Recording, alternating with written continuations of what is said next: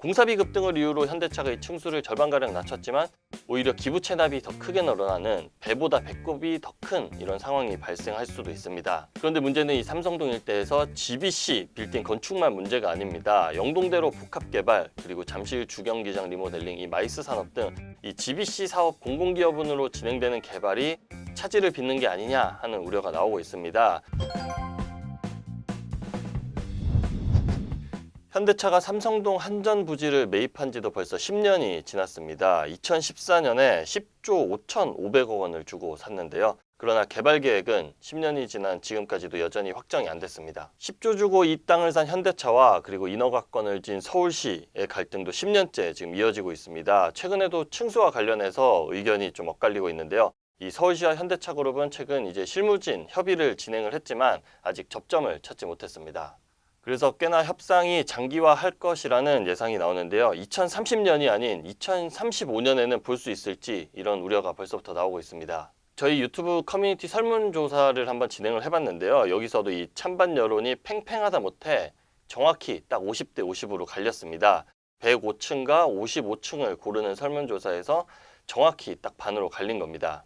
현대차가 기존에 계획한 GBC는 105층짜리 빌딩입니다. 작년부터 그런데 이 현대차가 초고층 GBC 계획을 버리고 55층 2개 동으로 변경한다라는 이야기가 솔솔 나오기 시작을 했습니다. 그리고 올해 현대차에서 공식적으로 이 변경안에 대해서 확정을 했습니다. 그야말로 이제 기습 발표였습니다. 지난 2월에 그룹의 미래 전략 그리고 대내외 경영 환경 변화 등을 고려해서 이 서울시에 변경안을 제출한 겁니다. 당초 105층 타워를 비롯해서 총 5개 동으로 계획했던 이 GBC는 타워 2개 동을 포함해서 총 6개 동으로 조성할 계획으로 바뀌었습니다. 명칭도 기존의 글로벌 비즈니스 센터에서 글로벌 비즈니스 컴플렉스로 변경을 했습니다. 이 친환경 복합단지의 성격을 보다 강조한 건데요. 이 초고층으로 건축할 경우 공사비 부담도 큽니다. 그만큼 이번 설계안 변경은 이 정의선 회장이 실리적인 방식을 택했다라고 보면 될 것 같습니다. 그런데 이 서울시가 현대차의 개발 계획 변경안을 반려를 했습니다. 서울시는 2016년 사전 협상 당시에 용적률 800% 완화 그리고 이 초고층 랜드마크를 짓는다는 조건으로 공공기여율 4.33%를 인센티브로 줬습니다. 그리고 이 부지를 3종 일반 주거 지역에서 일반 상업 지역으로 용도 변경하기로 했습니다. 그래서 이에 따른 공공기여 금액이 당시 1조 7,490억 원 정도로 책정이 됐습니다. 만약 사전 협상 때 설계를 다시 이제 변경을 하게 된다면 이 서울시 같은 경우에는 다시 협상을 해야 된다 이런 원칙을 내세우고 있습니다. 만약에 이런 사전 협상을 전면 취소하게 된다면 GBC 관련 건축 허가가 취소되고 용도 지역도 기존 제3종 일반 주거 지역으로 바뀔 겁니다. 게다가 토지 가격도 상승을 고려한다면 이 공공기여금 규모는 1조 원대에서 이제 더 1조 원 이상 늘어나서 3조 원에 달할 것이라는 전망도 나오고 있습니다. 공사비 급등을 이유로 현대차가 이 층수를 절반가량 105층에서 55층 절반가량 낮췄지만 오히려 기부 체납이 더 크게 늘어나는 배보다 배꼽이 더 큰 이런 상황이 발생할 수도 있습니다. 그런데 문제는 이 삼성동 일대에서 GBC 빌딩 건축만 문제가 아닙니다. 영동대로 복합개발 그리고 잠실 주경기장 리모델링, 이 마이스 산업 등 이 GBC 사업 공공기업으로 진행되는 개발이 차질을 빚는 게 아니냐 하는 우려가 나오고 있습니다. 이 GTX가 들어서는 영동대로와 그리고 잠실 마이스 모두 초대형 개발 사업인데요. 그만큼 관심이 많습니다. 그래서 이 서울시는 공공기여금을 받아서 영동대로 지하공간 복합개발 그리고 잠실주경기장 리모델링을 비롯해서 GBC 인근의 도로 개선을 위해 사용할 예정이었습니다. 서울시 계획에 따르면 약 6천억 원이 이 영동대로 복합개발에 투입됩니다. 영동대로 복합개발은 영동대로 지하의 이 수도권 광역급행철도 GTX A 노선과 C 노선 그리고 위례신사선 등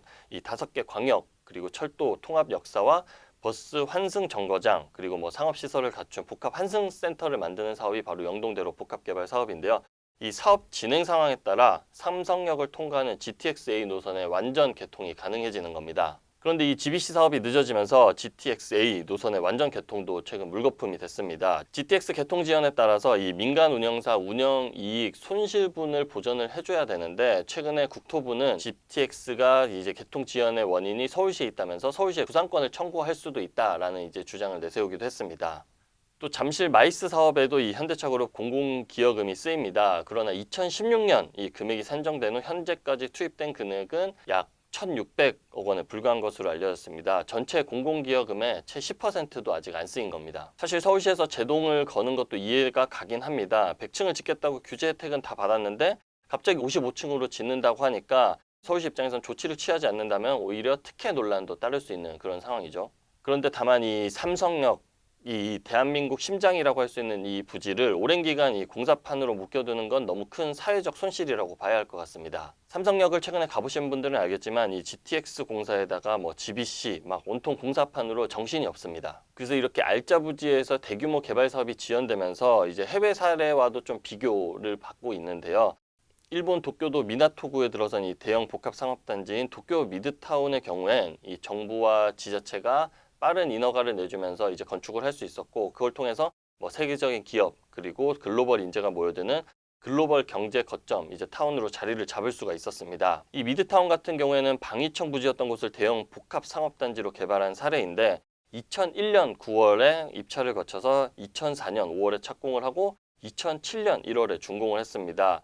정부가 사전에 용적률 등 이 이용 계획을 확정하고 이 관에서 패스트 트랙으로 인허가를 내준 덕분에 무려 6년 만에 이 대형 사업에 마침표를 찍을 수 있게 됐습니다. 반면에 이 현대차그룹은 2014년에 이 삼성동 한전부지를 매입하고 난 뒤 10년째 아직 착공 단계에 머무르고 있습니다. 공정률은 뭐 5%도 안 되는 걸로 알고 있는데요. 이 오세훈 시장의 서울시가 이 랜드마크 치적을 위한 무리수를 두는 것 아니냐 하는 비판도 많이 나오고 있습니다.